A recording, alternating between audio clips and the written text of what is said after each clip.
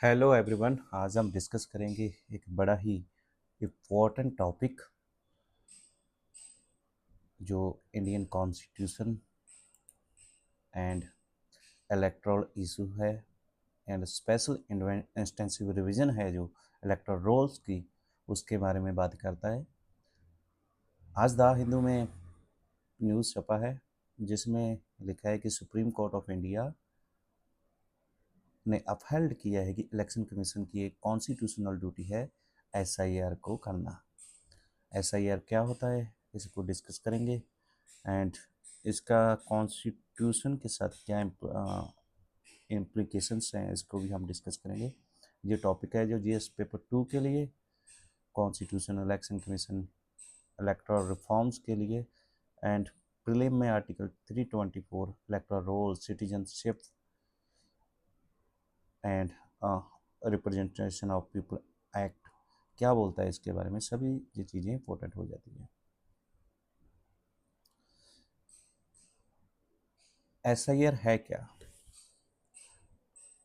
SIR special intensive revision है। एक ordinary revision होती है जो इलेक्टोरल रोल की पहले चलती रहती है, लेकिन जो स्पेशल इंटेंसिव रिवीजन हो रहा है जिसमें इसका ऑब्जेक्टिव है कि इसको डुप्लीकेट जो एंट्रीज हैं उन्हें डिलीट किया जाए, इनएलिजिबल्स वोटर्स हैं उन्हें डिलीट किया जाए, एरर जो हैं उन्हें करेक्ट कर लिया जाए एंड इंक्लूड जीनियन सिटीजनशिप, जो जीनियन सिटीजन्स हैं इंडिया के उन्हें इंक्लूड किया जाए। देखिए, जो सिटीजनशिप है, sorry, article 326, article 326 326 article 326 authorise करता है ऑल द सिटीजन को जो 18 प्लस एज के हैं वो इलेक्शन के लिए, जो लोकसभा है या स्टेट असेंबलीज हैं उनके लिए ये वोट के लिए एलिजिबल कर देता है या अडल्ट सफरेज के लिए गारंटी करता है। एंड इसमें जो आर्टिकल है जो इस रिवीजन के लिए, स्पेशल रिवीजन के लिए, आर्टिकल सेक्शन 21 का 3 पीपल्स रिप्रेजेंटेटिव आरपी एक्ट है जो 1950s का, वो इसको डील करता है। उसमें लिखा है कि इलेक्शन कमीशन से ऑर्डर कर सकता है स्पेशल रोल ऑफ रिवीजन के लिए।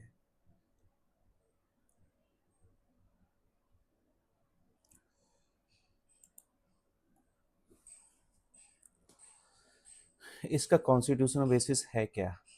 Article 324 of the constitution, the election commission drive it's power from article 324। जो भी उसकी पावर्स हैं वो आर्टिकल 324 की तरफ से आती हैं।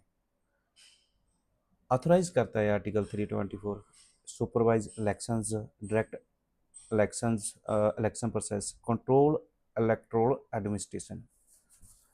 और जो कोर्ट ने बोला है कि जो ये आर्टिकल 324 है इसमें जो पावर है ये कंटिन्यूस है एंड ब्रॉड है, ताकि जो integrity of the electoral rolls है वो बनी रहे एंड मेंटेनेंस इसकी बनी रहे। सुप्रीम कोर्ट ने बोला क्या है? सुप्रीम कोर्ट ने बोला है कि citizenship is essential for voting. ये आर्टिकल 326 में भी हो गया। That's why only citizen of India can enrol in the electoral roll. कहीं और से, किसी बॉर्डर कंट्री से अगर कोई पर्सन इलीगली तौर पर आया है तो उसे यहाँ से निकाला जा सकता है। Election commission is constitutionally empowered to verify whether a person is eligible for the inclusion। Election commission के पास पावर है, संवैधानिक तौर पर वो एम्पावर है कि वो किसी भी पर्सन को इंक्लूजन कर सकता है, वेरीफाई कर सकता है और उससे निकाल सकता है इलेक्टोरल रोल से। The court rejected the argument that SIR is merely a backdoor citizenship screening exercise। and instead it clarify that the objective is to preserve the accuracy and purity of the election. Court ने जे clear किया है कि जे कोई backdoor citizenship screening exercise नहीं है। ऐसा ना हो कि कोई से कि हम सिटीजनशिप की स्क्रीनिंग कर रहे हैं और उसे हम बाहर निकालना चाहते हैं इलेक्टोरल रोल से, ऐसा कुछ नहीं है इसमें। इसमें तो accuracy and purity of election को बनाकर रखने की बात बोली है। इलेक्टोरल रोल है जो सुप्रीम कोर्ट ने बोला है कि उसे अपडेट रहना चाहिए, अपडेटेड रहना चाहिए। माइग्रेशन हो रही है, लोगों की डेथ हो रही है, डुप्लीकेशन है, चेंज ऑफ रेजिडेंस है, hence periodic revision become necessary. ये जो है लॉन्ग गैप के बाद प्रीवियस रिवीजन है जो बड़े समय के बाद इसमें किया जा रहा है। कोर्ट ने नोट किया है कि ये 2 डिकेड के बाद ऐसा हो रहा है and passed in the last intensive revision, therefore A fresh exercise was justified. 2 decade के बाद इसे किया जाना एक जो है जस्टिफाइड है। और इसमें जो लार्ज स्केल एरर हैं इलेक्टोरल रोल में वो पॉसिबल हैं क्योंकि लोगों का जो अर्बनाइजेशन हुआ है, माइग्रेशन हुआ है, पॉपुलेशन की मोबिलिटी जो इंडिया में चेंज हुई है, जो बढ़ी है, उसके कारण इसको में जो है प्रॉब्लम क्रिएट होती हैं, जैसे डुप्लीकेट केट नेम्स आ जाएं, रॉन्ग इंक्लूजन हो जाए लोगों का, मिसिंग नेम्स हों इलेक्टोरल रोल में। ऐसा करने से जो रिवीजन है जो नेसेसरी हो जाता है। ये जो इशू है, ये बिहार इलेक्टोरल रोल से की जो स्पेशल इंटेंसिव रिवीजन हुई है उससे जो है निकल कर सामने है। एंड इसमें जो इशू है वो सेवरल क्या हुआ है बिहार में, वहाँ से सेवरल नेम्स हैं जो वो निकाल दिए गए हैं, एब्सेंस होने के कारण, डेथ होने के कारण, डुप्लीकेट एंट्रीज होने के कारण, एंड प्लीज्ड नॉन सिटीजन के सिटीजनशिप के भी केस वहाँ पर मिले हैं।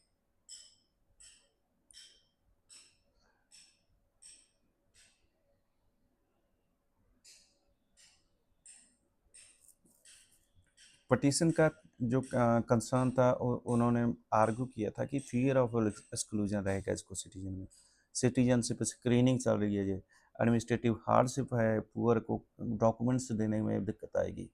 बट कोर्ट ने बोला, जो इस न्यूज़ में लिखा हुआ है कि सफिशेंट डॉक्यूमेंट है, आधार है, सपोर्टिव आइडेंटिटी डॉक्यूमेंट है, and opportunity to challenge deletion है, बूथ लेवल वेरिफिकेशन सपोर्ट है, हैंस जो नेचुरल जस्टिस है, प्रिंसिपल है नेचुरल जस्टिस का, वो रिमेन जहाँ पर प्रोटेक्टेड रहता है।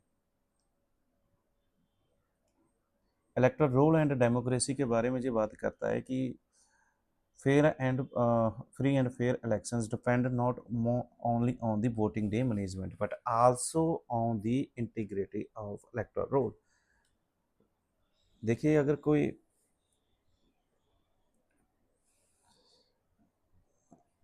कोई बंदा इलेक्टोरल रोल में ही गलत आ गया तो जी फेयरनेस है, जो फ्री एंड फेयर इलेक्शंस होना है, वो केवल ये नहीं डिपेंड करता कि पोल के दिन क्या हुआ, वो इलेक्टोरल रोल में भी सही तरीके से आना चाहिए, तभी फ्री एंड फेयर इलेक्शंस जहां पर मुमकिन होती हैं।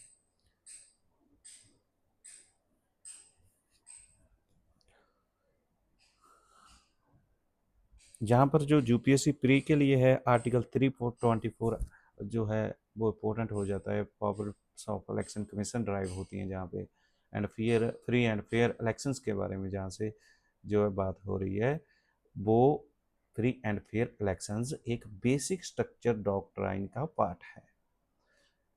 एंड इलेक्टोरल रोल्स रिवीजन है जो essential for democratic legitimacy and citizenship and voting. कौन कर सकता है वोटिंग इंडिया में, वो एक सिटीजन ऑफ इंडिया है, वही यहाँ पर वोट कर सकता है। ये सब चीज़ें हैं जो इस न्यूज़ में जो है पब्लिश हो चुकी हैं।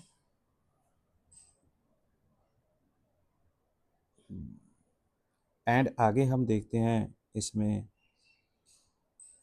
एक क्वेश्चन है इसके साथ जुड़ा हुआ। तो देखिए इसे हम कैसे सॉल्व करते हैं। यूपीएससी प्रीलिम के लिए एक प्रैक्टिस क्वेश्चन है। Consider the following statement regarding the election commission of India. Article 324 empower the election commission to supervise the elections. Citizenship is a necessary condition for enrollment in the in electoral rolls. Electoral rolls remain as static once prepared. इनमें से कौन सी जो statement है वो correct है, इसको आप solve कीजिएगा एंड कमेंट कीजिएगा। एंड जाते जाते चैनल को सब्सक्राइब कीजिए। एक बड़ा ही इम्पोर्टेंट टॉपिक आपके साथ डिस्कस हो गया। ऐसे इम्पोर्टेंट टॉपिक आपके साथ डिस्कस होते रहें एंड डिटेल में एनालिसिस आपको मिलता रहे, इसके लिए आप इस चैनल को सब्सक्राइब कीजिएगा। Thank you. Hello everyone, welcome to today's lecture. And आज हम डिस्कस करेंगे एक जीएस पेपर 3 के लिए, प्रीलिम के लिए बड़ा ही इम्पोर्टेंट टॉपिक बायोडाइवर्सिटी के साथ जो रिलेटेड है। एंड अरुणाचल प्रदेश में एक रेयर ड्रैगन फ्लाई जो 110 साल के बाद रिपोर्ट हुई है, उसके बारे में आज डिस्कस करेंगे। इसमें species national Park and biodiversity का जो हॉटस्पॉट है वो कहाँ पर रिकॉग्नाइज्ड है, और कहाँ पर है, एंड उसके बारे में हम डिस्कस करेंगे। इसका लोकेशन देख लेना, जो हम नेशनल पार्क के बारे में बात करेंगे एंड वहाँ पर है क्या क्या, इसके बारे में हम इस लेक्चर में ही कवर कर देंगे। देखिए, एक ड्रैगन फ्लाई की जो स्पीसीज है, यहाँ पर इसका नाम है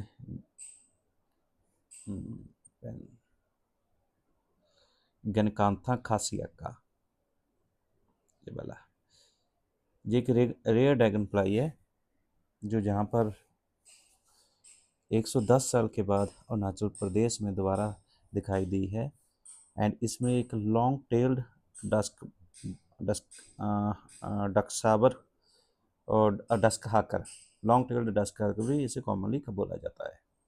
ड्रैगन फ्लाई है एंड ये मिली कहाँ पर है, नडाफा नेशनल पार्क में, टाइगर रिजर्व में। This insect with 2 compound eyes होती हैं। वो उसका सिस्टम ऐसा होता है कि उसमें छोटे छोटे टाइनी आइज होती हैं जो कंपाउंड की गई होती हैं इसमें। तो 1000 ऑफ टाइनी लेंजेस लगे होते हैं एंड फोटोरिसेप्टर होते हैं। और ये लास्ट टाइम जो है अबोर हिल्स में 1914 में मिली थी। ठीक है, अकॉर्डिंग टू जो ऑथर है इसका, वो long tailed dusk hawker was sighted Deban in October 224 and confirm through photographs taken in the presence of the forest staff. और ये फाइंडिंग है इम्पोर्टेंट है क्योंकि ये कंटिन्यूस मॉनिटरी के लिए और हैबिटेट प्रोटेक्शन के लिए ये इशारा करती है। एंड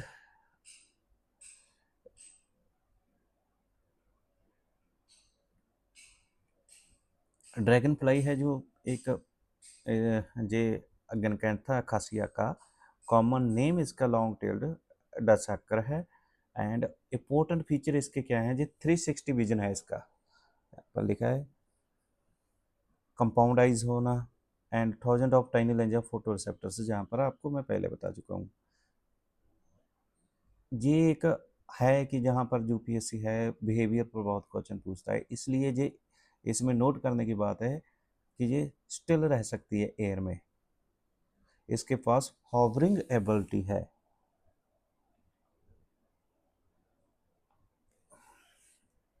एंड ये मिली कहाँ पर है, ये ड्रैगन फ्लाई है जो Namdapha National Park and Tiger reserve है जो अरुणाचल प्रदेश में, वहाँ पर मिली है। अरुणाचल प्रदेश की जो चांगलांग डिस्ट्रिक्ट है वहाँ पर जो नडाफा नेशनल पार्क है specifically. And importance of Namdapha National Park है क्या, ये एक इंडिया का रिचेस्ट बायोडाइवर्सिटी रीजन है एंड ईस्टर्न हिमालय में लोकेटेड है। बायोडाइवर्सिटी हॉटस्पॉट रीजन है, एंड जहाँ पर जो डेंस ट्रॉपिकल फॉरेस्ट मिलते हैं, and also a Namdapha National Park एक टाइगर रिजर्व है, जहाँ पर 4 बिग कैट की स्पीसीज पाई जाती हैं, tiger leopard, snow leopard and clouded leopard. ये सब स्पीसीज हमने बिग कैट अलायंस के लिए पहले भी पढ़ी हुई हैं। वाइज डिस्कवरी इज इम्पोर्टेंट, क्योंकि ये जो है स्पीसीज ओडोनाटा स्पीसीज की ड्रैगन फ्लाइज या ड्रैगन फ्लाइज वगैरह हैं, जो ये एक कीस्टोन स्पीसीज है जो चेंज की तरफ इशारा मारती है कि एक जो फ्रेश वाटर इकोसिस्टम है इसको चाहिए, एंड इकोसिस्टम के में रिजेलेंस है या नहीं, और जो चेंजेस हैं बायोडाइवर्सिटी में वो मौजूद हैं कि नहीं, जो कोई एग्रीकल्चर प्रैक्टिसेस के कारण, केमिकल रिलीज के कारण, फैक्ट्रीज के कारण जब कोई चेंज आया है फ्रेश वाटर इकोसिस्टम में, उसके लिए ये इंडिकेटर का काम करती है।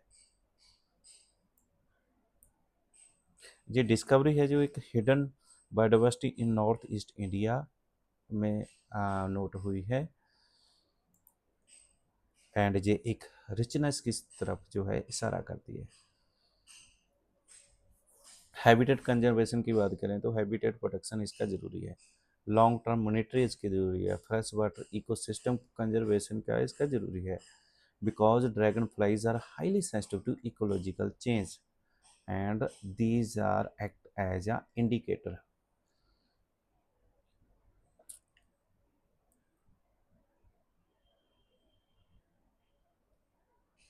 इसकी इम्पोर्टेंस इसकी हाँ ये भी है कि ये एक फूड चेन इम्पोर्टेंस है इसकी। They function as a predator prey in aquatic ecosystem, they help control mosquito populations, harmful insect की जो पॉपुलेशन है उसे कंट्रोल कर देते हैं। यूपीएससी के लिए जो इम्पोर्टेंट पॉइंट्स हैं उसको इसमें से ये है, ठीक है, जहाँ पर देखते हैं ओडोनाटा की डाइवर्सिटी है वो एक इम्पोर्टेंट फैक्ट है।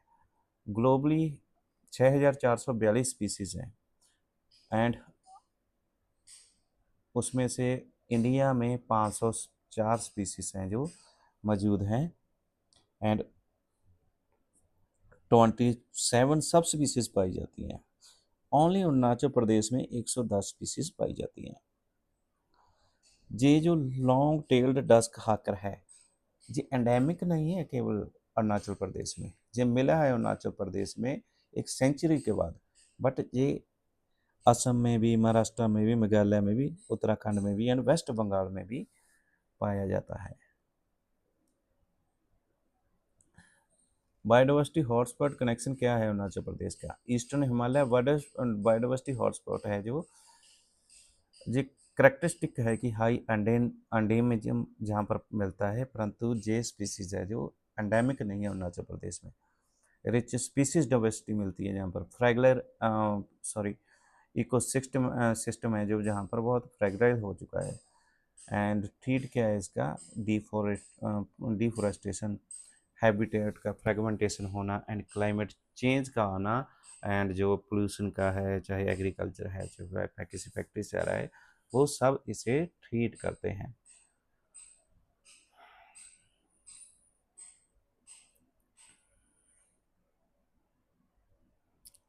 इसका हम क्वेश्चन देखते हैं इसके साथ रिलेटेड, जिसको आप कमेंट में आपने आंसर देना है इसका, सॉरी इसका ऑलरेडी नोटेड आंसर है तो इसको देख लीजिएगा।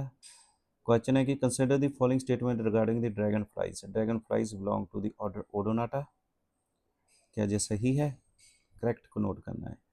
Dragon flies are consider bioindicator of fresh water ecosystem. क्या ये सही है? Namdapha National Park located in Assam. क्या ये सही है? एंड आंसर जहाँ पर 1 और 2 है, दिस मीन के नडाफा नेशनल पार्क जहाँ पर नहीं है, ये कहाँ है? अरुणाचल प्रदेश में मौजूद है। एंड थैंक यू एवरीवन, आपके पास ऐसे लेक्चर पहुँचते रहें, इसलिए चैनल को सब्सक्राइब करते जाइएगा। Thank you.